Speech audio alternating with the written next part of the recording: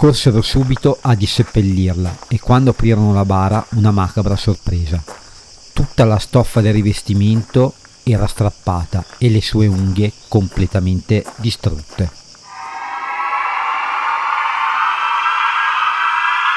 Immagina di aprire gli occhi, tutto intorno a te è buio pesto. Provi ad alzare un braccio, ma le tue dita sbattono contro una superficie di legno ruvido a pochi centimetri dal tuo naso. L'aria è pesante, viziata, e all'improvviso, con un brivido che ti gela il sangue, capisci dove ti trovi. Sei vivo, ma sei stato sepolto. Quella che vi ho appena raccontato non è solo la trama di un film horror. È una paura così antica e radicata nella mente umana da avere un nome medico specifico: tafofobia. Nel XVIII e nel XIX secolo questa paura era un'isteria di massa. E la cosa più terrificante, sapete qual è? Era completamente giustificata. Prima dell'invenzione dell'elettrocardiogramma e dello stetoscopio, dichiarare morta una persona era spesso un gioco di supposizioni. Molte condizioni mediche potevano simulare la morte in modo così convincente da ingannare anche i medici più esperti, come ad esempio la catalessia, che ti dà una rigidità muscolare estrema. Veniva scambiata per cosa? Per il rigor mortis. O il colera, tipico di quegli anni, disidratazione e battito flebile. Il polso era impercettibile e la pelle era anche fredda al tatto. Il coma, perdita di coscienza e respiro superficiale, nessun segno visibile di respirazione a occhio nudo.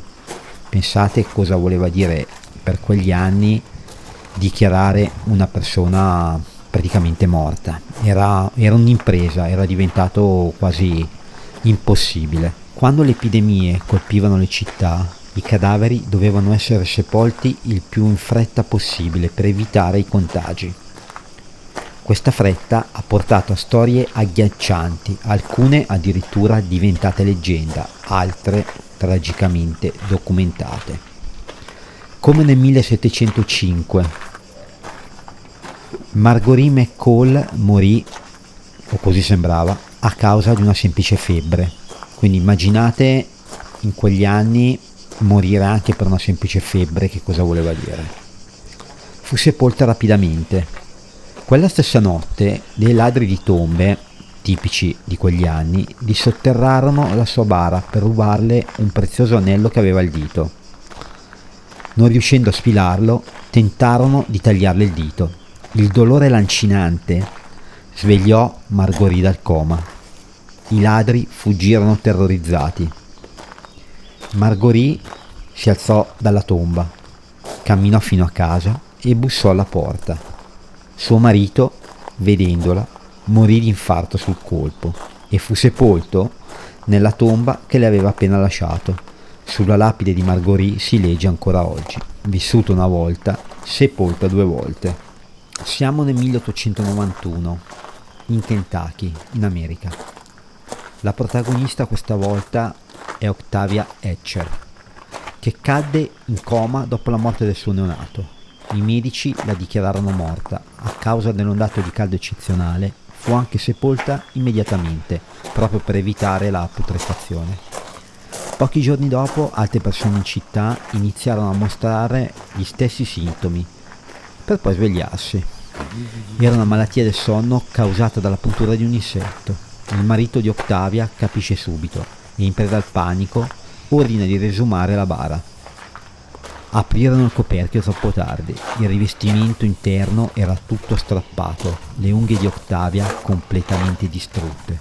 Il suo volto era bloccato in un'espressione di puro terrore. Ci troviamo in Francia e siamo nel 1937.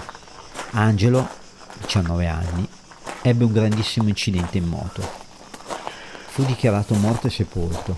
Tuttavia, un ispettore assicurativo, molto sospettoso, richiese l'esumazione del corpo 2 giorni dopo.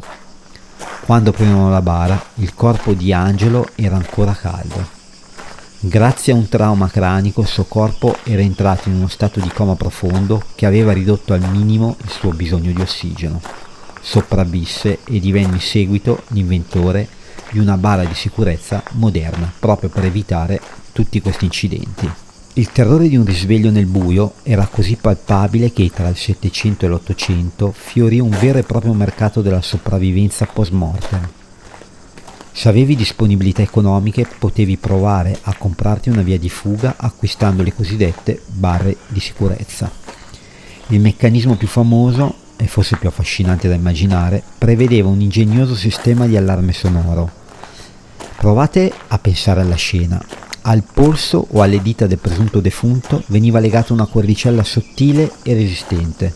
Questa corda scorreva verso l'alto, passando attraverso un lungo tubo di rame o di piombo accuratamente inserito nella terra, fino a spuntare in superficie. Lì, all'aria aperta, veniva collegata una piccola campana, spesso appeso ad una struttura in ferro battuto, posizionata esattamente sopra la lapide. Se la persona sepolta si fosse risvegliata da quel sonno profondo e naturale, il suo primo disperato movimento nel buio avrebbe teso la corda e lassù, rompendo la quiete irreale del cimitero, la campana avrebbe iniziato a suonare. Questo ingegnoso ma inquietante sistema diede vita a una nuova solitaria professione. I cimiteri più grandi, infatti, iniziarono ad assumere guardiani notturni. Il loro unico compito era passeggiare lentamente tra viali silenziosi immersi nell'oscurità, ascoltando con la massima attenzione qualsiasi tipo di rumore. Passavano ore, notti intere, ad aspettare un suono che in cuor loro speravano di non sentire mai. Da quelle lunghe notti di veglia derivano espressioni che nella lingua inglese si usano ancora oggi. Eppure l'ingegno umano, spinto dalla paura, non si fermò certo alle campane. Sfogliando i vecchi brevetti dell'epoca troviamo invenzioni ancora più complesse e surreali. Alcune bare erano dotate di veri e propri tubi di areazione, piccoli camini progettati per garantire un afflusso di ossigeno in attesa dei soccorsi.